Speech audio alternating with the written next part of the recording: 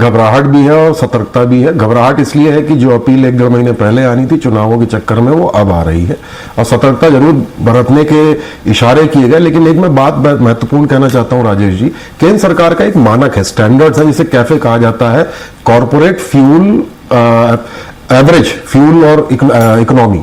इसके अनुसार एक निर्धारण किया गया है कि सरकारी गाड़ियों में पर किलोमीटर या इतने किलोमीटर तक इतना ही तेल की खपत होनी चाहिए मॉडल वाइज।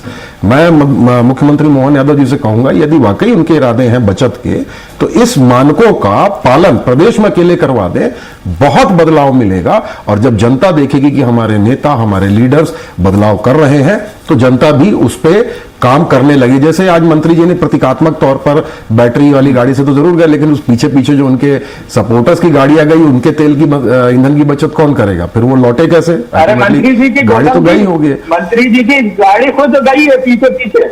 ये सिर्फ हमें राजेश जी इसमें बेसिकली हमें नियत साफ रखनी होगी हमारी सरकार को, क्योंकि नो डाउट देश में संकट कहीं ना कहीं दिख रहा होगा, तभी हमारे प्रधानमंत्री जी ने जनता से खुलकर अपील की है। तो यदि वो संकट देख रहे हैं, भाप रहे हैं, तो जनता को उनका साथ देना चाहिए। पर एक कहते हैं कि नैरेटिव या एक लीडर के तौर पर सबसे पहले काम सरकार को करना चाहिए, उसमें भी सबसे पहले मोहन यादव जी को। यदि वो इतनी घोषणा कर दें कि हफ्ते में 3 दिन ही वो भोपाल के बाहर या हवाई जहाज या हेलीकॉप्टर का उपयोग करेंगे, बाकी वो वर्चुअल तरीके से लोकार्पण या उद्घाटन या भूमि पूजन या जो भी है वो भोपाल से कर दे, तो बहुत बड़ा मैसेज यानी कि शुरुआत घर से ही हो और उसके बाद जो है आगे बढ़े। और मोदी जी ने देश को तो ज्ञान पिला दिया, अब 2 दिन बाद वो फिर विदेश यात्रा पे भग रहा है। चलिए।